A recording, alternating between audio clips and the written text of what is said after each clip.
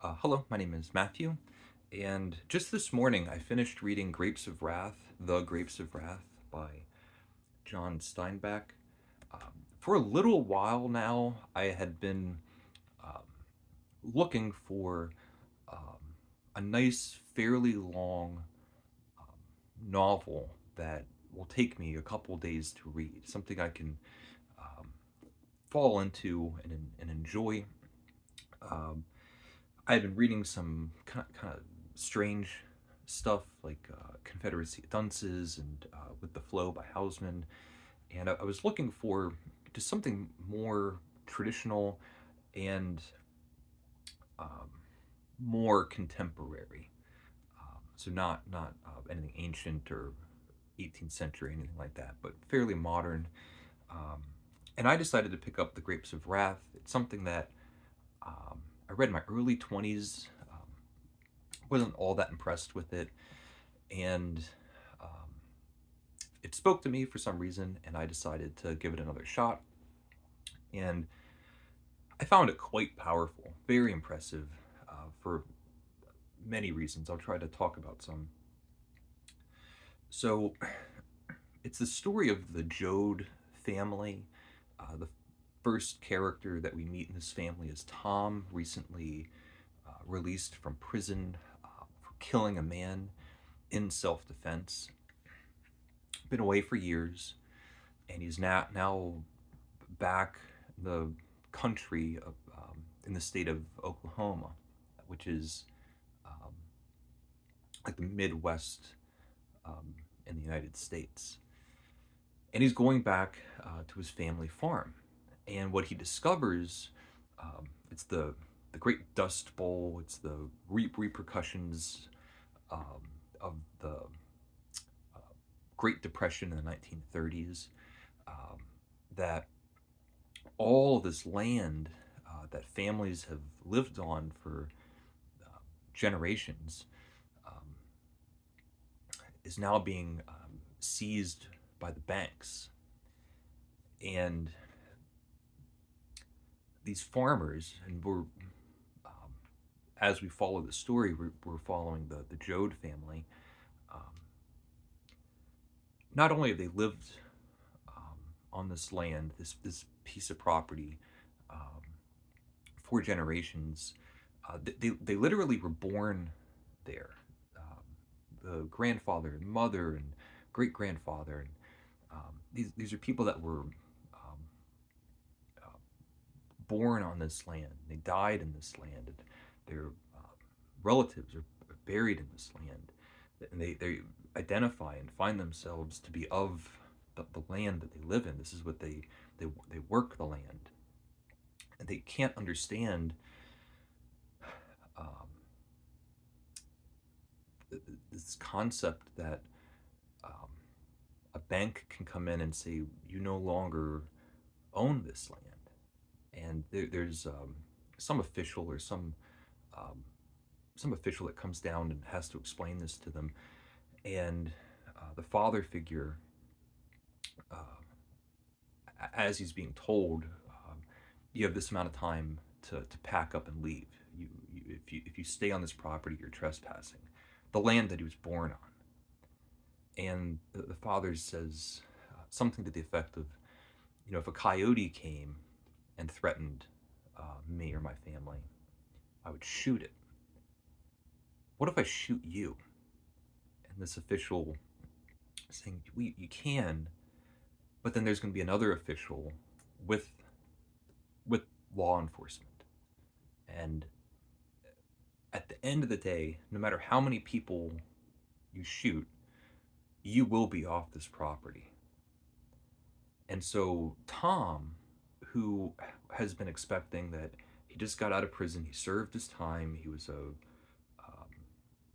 considered to be a respectable um, inmate in the prison system, got out for good behavior, got out early on good behavior. He thinks he's coming home to be back on the farm. He finds his family's already abandoned the house. Um, he starts meeting people. He meets an old preacher named Casey, Casey is a person that was a preacher and renounced his preacherness. Um, and he finds that they've gone to his uncle's house, and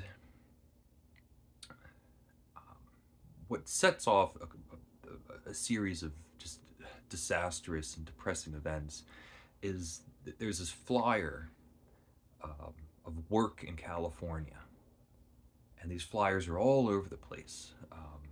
You're going to find work in California, and you're going to be uh, just picking fruits in these vineyards, and it's going to be idyllic and beautiful. And they decide to sell off the rest that they can. Um, they get a car, an old jalopy that's been cut up and customized. So it has the front of a car, and the back of it is a truck, and the top of it is a tent, and um, this whole thing's all kind of bundled up into this rattle trap. And the family and this preacher, it's 7, 8, 9 people, are going to pile into this car, which is now their world, um, and make their way to California. Of course, there is a really touching scene when Tom comes back and his father sees him for the first time, and kind of makes a joke and says, "We're going to go back in, and we're not even going to say anything to your mother. We're just going to walk in and pretend that you've just been here the whole time." It's very sweet and touching and paternal, and then the mom sees him. There's not many moments of humor in this book, but there's a few light touches. And on they go on this migration. Now, what I find powerful about this book is going to be um, um, like the fields of focus. So there's portions, the longer chapters of the book, were very specifically personally invested in the Joad family. Um, the Most of it is in dialogue. The dialogue is in the dialect of someone that would be born and bred and lived in Oklahoma. Um, and we're going to follow that. But what the book also does is it is interspersed with shorter chapters where it pulls out, because there is this great migration. Uh, this isn't the story of an event that happened to one family. This is a story of an event that happened to thousands and thousands of families in Oklahoma and the adjacent states, all having this mass migration to California. And Steinbeck takes the time um, to zoom out and explain the grand scale of what's happening, and then zoom back in so you can see the um, personal consequences, the personal stories of um, the lives of people that had to go through this. And as they're making their way, um, and they're stopping at gas stations, um, they're being shunned, um, they're being judged, um, they're just another one of these uh, families that's doing the same thing as all the others. So that when they pull up, the gas station clerk already knows what's this going to be like. They're going to be asking for a free gallon of gas. They don't have any money. It's going to be the same old story. Things like that. Things get more worrisome where they're starting to meet other people, and they're all going on this this migration. Um, and then there's rumblings that there really isn't work in California. Eventually, um, there's now cars coming back the other direction, and they're getting more evidence that this paradise that you're expecting, this salvation that you're looking for, isn't going to be there. And the father, Paul, uh, is having conversations with people that he's meeting that are explaining what it's really like in California at this time. They they sent out all these flyers um, for work that is needed. They wouldn't send the flyers out if there wasn't work to be done. It doesn't make any sense. And when they do get to California and they start, um, they find themselves in more and more um, desperate and depressing, hopeless situations. Um, the revelation or the reality of what was actually happening is so villainous. So the way that it is explained in the book is during these harvest seasons where um, uh, at certain portions of the year you need a lot of work, and then after everything is picked, there's not as much work in that field. And so if you needed 300 hands and um, people are vying for that job, it becomes more of a valuable job. But instead, if you send out thousands of flyers needing help and thousands of people show up, where there's only 200, 300, whatever the small number is, um, positions available, suddenly you don't need to pay them that much. You can pay them pennies because there's a whole mob, a whole line from here to Oklahoma of starving, desperate people that will do anything for pennies when it would be worth significantly more um, without lines and lines of desperate, hopeless families, mothers and fathers trying to take care of their children. Um,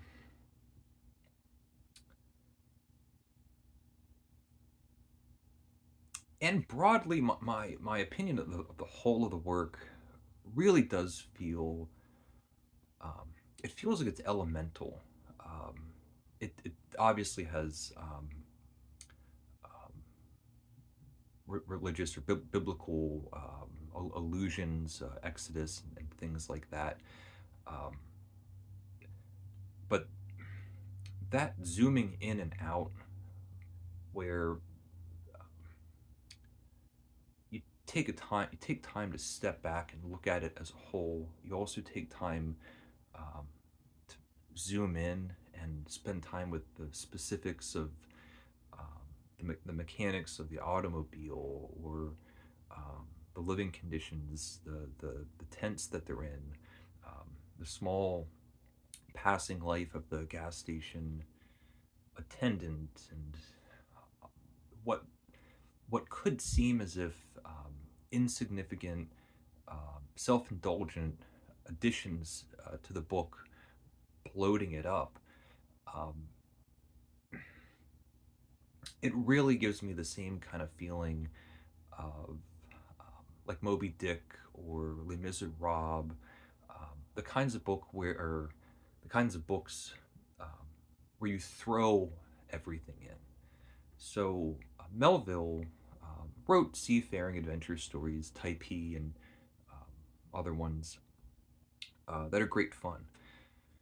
In Moby Dick, he spends time putting in all of the whaling history and the whaling uh, ships and um, all of this information in these chapters, and it goes on and on and on. Les Miserables with the chapters with the sewer systems and all of the great descriptions. Um, I once heard it described that with Moby Dick, everything that you need to know about that world has been strapped onto that ship. Um, and for this book, um, this car that took them from Oklahoma to California is going to be strapped with all the details that you need to know about this world. This is set in the 1930s. Right now it's 2023, and the descriptions in this book is an alien world. Even though there's gas stations and roads and cars and um, everything that superficially is familiar, um, this is an entirely different world from what I could possibly experience. And so so much of what makes this book valuable is putting all that in, because I can't just intuit um, the whole experience. Um, I don't know if I'm making that clear, if that's muddled. Um, there's a lot of specific storylines, a lot of really great characters and interactions. Um, the middle section, um, for me, I felt like was really the strongest, and it kind of does become repetitive towards the end, going from camp to camp to camp. It's sort of the point because it gets more and more hopeless. Um, but I'm glad that I reread it, and I'll have to see what I'm going to be reading next. So let me know if you read The Grapes of Wrath. Um, Thank you for watching. Please leave a comment if you would like. Thank you, and take care.